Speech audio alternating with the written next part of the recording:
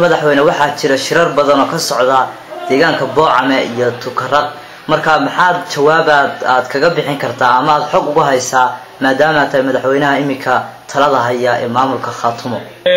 lama socdo shirar hadii bidkeeda leeyahay ka socda meeshaas hadii bidkeeda leeyahay saameyn ku leh ama kan taleex ama hadii bidkeeda leeyahay guud ahaan Khaatumo waan ka warayay ismada qaar inay joogaan meesha la yiraahdo Boocame wayna soo socdaan ismada Boocame joogaa isugu yimid halkan bay u soo socdaan oo u soo gudbayaan wada tashi golaha sare ee dhaqan ahaan sidii ay maxay ahayd shirka u xoojin lahaayeen oo uga soo qayb qaadan lahaayeen oo ku saleysan yahay waa hordhicii maxay ahayd ismada ii sheegay ka soo galiyay talex soo galiyay inay soo raacaan halka isku urursadaan oo qorshuhu yahay wax kale oo hadii bidkeeda leeyahay oo ku saleysan yahay maaha waana filaynaa imika inay hadii bidkeeda leeyahay laba saddex maalmood ka bacdi inay yimaadaan Tukaraq wax ka socda deegaanku ka warayo ma ogi hadii bidkeeda leeyahay wax saynaga haday cid maxay ahayd waynu maqli lahayn hadii shir kale oo macnaalo waa la isku dayay mar in muxuu ahaa shiradan maxay ahayd dari ku jirin in la iclaamiyo hadii bidkeeda leeyahay tiinada feel garowdi oo maxay ahayd hadii bidkeeda leeyahay shacabkii iyo wax garadkii deegaanka joogay intuba hadii bidkeeda leeyahay oo kuwi garabka ku dhuftay uma baahanin hadii bidkeeda waxa shirka taleex ka wax ka horeeya way jirtaa in shirku bariyow dib u dhacay maxay ahayd shirkii maxay ahayd hadii ilaah ku soo ogol yahay labada maalmood ee soo socda waxaanu isugu imanaynaa halka kan maxay ahayd ismadii qayb kamid qaybtoodii u horeysay qaybta kalena isla wiga gudihiisa ku soo dhamaanaya shirkii barota rasmiyeed uu furaa shirku oo ilaa 13 bishaba uu furaa dib u dhaxaga kama imanayo marka la furi maayo waxa la sugayaa in imka hadii la ku sameeyo ogol yahay in ergooyinkii ay yimaadaan ama qurba joog ha ahaadeen ama guud joog ha ahaadeen hadii alla idmo deegaan kasta ergooyinka ka imanaya waanu u direynaa inta uu yahay bari ama saa dambe ugu dambeyn baanu qorsheynaynaa arrinka waana u direynaa deegaan kasta ergooyinka ka imanaya waxaanu kaloo maxay ahayd munaasabaddan uga faa'iidaystay ugu baaqaya golayaashii kale dawlad goboleedka Khaatumo golaha jiitan ka mid yahay golaha sare ee dhaqanku ka mid yahay wiigan gudihiisa dhamaantood inay isugu yimaadaan halka kan sidii hawli waajibaadkii hadii bidkeeda leeyahay u xilsaaraayeen loo qabto halka kan sidaad ogtahay shirka kani wuxuu ku saleysan yahay in dawladdu ku meel gaarka ay soo dhisnay imika labada sano iyo siyaadada laga gudbo oo mid rasmi ah la dhiso oo ay u dhan yihiin cudwiyadii ama maxay ahayd qaybihii dawladda lahaan jirtay haday tahay qaybta xukuumadda la yiraahdo madaxweyne iyo ku-xigeenka iyo dibadda iyo wasiirada iyo haday tahay baarlamaan iyo haday tahay qaybtii sharci maxay ahayd garsoorka intaas saddexda qayboodba dawladdu way yeelanaysaa waxa jiraysa in hadii bidkeeda leeyahay xukuumadda la dhisay ka duwanaysa sidii bariga hore way noogeen bariga hore khayr Allah siiyo hadii bidkeeda leeyahay odayaasha lixda marka ahaa la tashiyo ay reeraha la sameeyeen beelaha la sameeyeen daftood bay ku saleeyeen maxay ahayd magacaabidii ay magacaabeen maxay ahayd golaha madaxtooyada iyo wasiiradaba marka kan way ka duwanaanaysaayo guddi wax saaraysa ma jirto waxa baarlamaan baa la dooranaya oo beelaha ka imanaya baarlamaankaas hadii alla ku sameeyo ogol yahay madaxweyne magacaabay madaxweyne ku-xigeenka ama ku-xigeenkiisa dabeetana madaxweynaha iyo ku-xigeenadu iyaga soo magacaabi doona hadii bidkeeda leeyahay wasiirada soo magacaabi doona saasay ahaanaysa dhaqsana uu u furmayaa waana ku sheegay ergooyinkii baanu direynaa imika hadii bidkeeda leeyahay labada maalmood soo socda gudahooda ka iman lahaa gudaha iyo dibadda mudan madaxweyne waxaa jira shirar badan oo ka socda deegaanka Boocame iyo Tukaraq marka maxaad jawaabaad aad kaga bixin kartaa ama aad xog uga haysaa maadaama ay madaxweynaha imika talada haya ee maamulka Khaatumo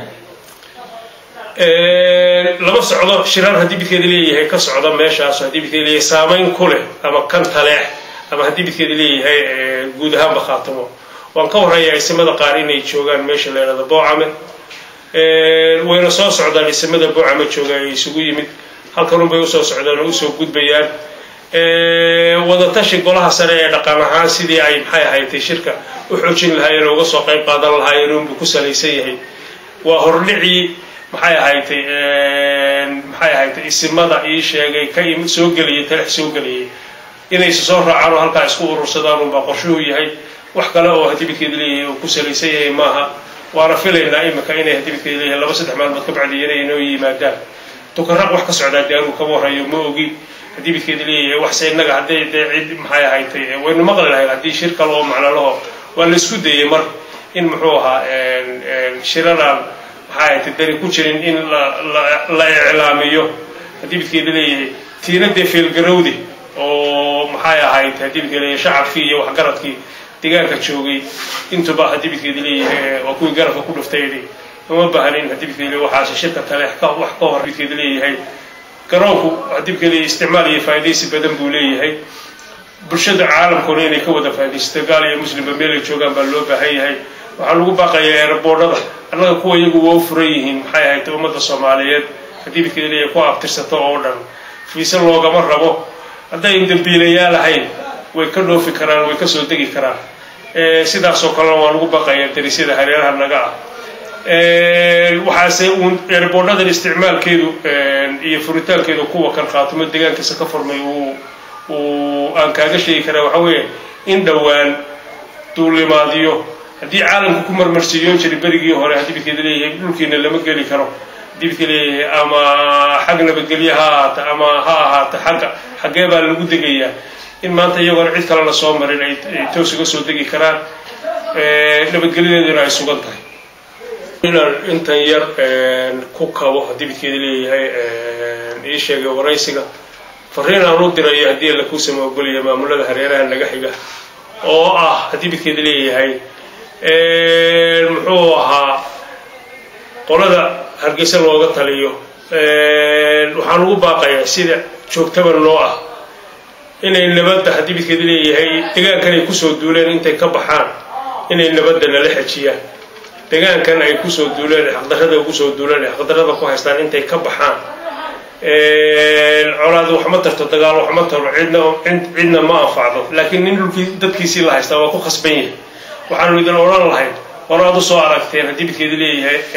تاسو كلا سواركتين إن الجوشي يرتين مركي وادوجد هذا القردار كدرتين وحدو قرتان إن نفسه حقي إنه وجلو سوار القرتين ما تلك كان شوقي مسام ما شوقي يسال مركز حقيقة إنه وقت قبح قلنا نقروا حلاه وحنو جعلها المدحوينها قروا وفرين وفريا وحلاه المدحوينها هدي بكذا اللي درس بيننا هاي إهل بيننا هاي طول بيننا هاي سكيين هاي وحول بود دسويين بيننا يسون هاي نبت قليل درس نبت إلا إلاليه هدي بكذا لي هاي محايا هاي هدي بكذا لي حق نورك دولدوه درسية دي هاي سكوليين وحال إسلاحين هدي بكذا لي هاي ما أمرك عصبة كذا شيء ماشى مدحوينه عبد الولود مدحوينه كي هاي waxay samayn doonaan hadii bikid leeyahay kubaddu dhinacooda ay taalayo sawirka sida uu ekaanayo xiriirka iyaga iyo khaatimo ka dhaxeeya iyaga hadii bikid leeyahay kubadda sida ay u laadayaan ay u dhigayaan ay agtaalay balaad maxay ahayd waxbay ka bedelmaysaa tii hore waxaan ku rajo weynahay nagama wada bixin rajadaas waxaan ku rajo weynahay in hadii bikid leeyahay